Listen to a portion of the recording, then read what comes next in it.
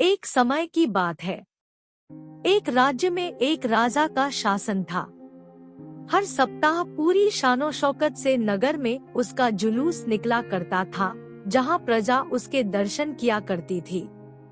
एक दिन एक नन्हा चूहा उसी राजमार्ग के किनारे किनारे कहीं जा रहा था, जहाँ राजा का जुलूस निकलने वाला था।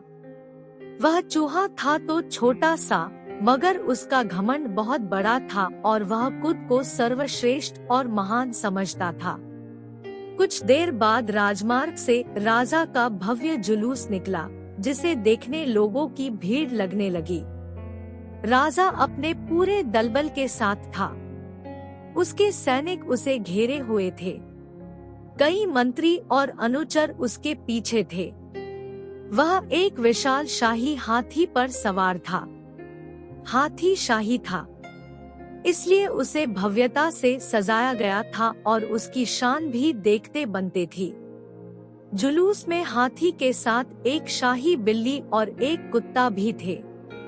राजा का जुलूस देखने को उमड़ी भीड़ राजा के साथ साथ उसके शाही हाथी की भी प्रशंसा कर रही थी।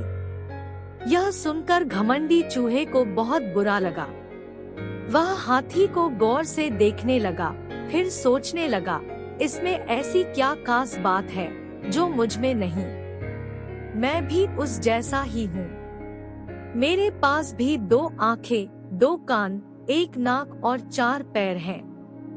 फिर उसकी इतनी प्रशंसा क्यों? उसके विशाल शरीर के कारण, लंबी सूंड के कारण, छोटी छोटी आँखों के कारण या झुर्रीदार चमड़ी के कारण? किस कारण? एक बार तुम लोग मुझे देख लो, उस हाथी को भूल जाओगे। मैं हाथी से ज्यादा महान हूँ। चूहा ये सब सोच ही रहा था कि शाही बिल्ली की नजर उस पर पड़ गई और उसकी लार टपक गई। जुलूस छोड़ वह उसकी ओर लपकी। फिर क्या था? चूहा अपनी सारी महानता भूलकर दुम दबाकर भागा। भागते भागते वह हाथी के सामने आ गया।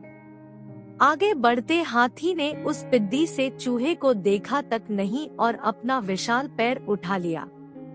चूहा उसके पैर के नीचे कुचलने ही वाला था, मगर किसी तरह उसने खुद को बचाया। वहां से बचा तो खतरनाक कुत्ता सामने था, जो उसे देखकर गुर्राया। चूहा पूरी जान लगाकर वहां से भागा और राजमार्ग के किनारे स्थित एक छेद में घुस गया। उसका सारा घमंड उतर चुका था।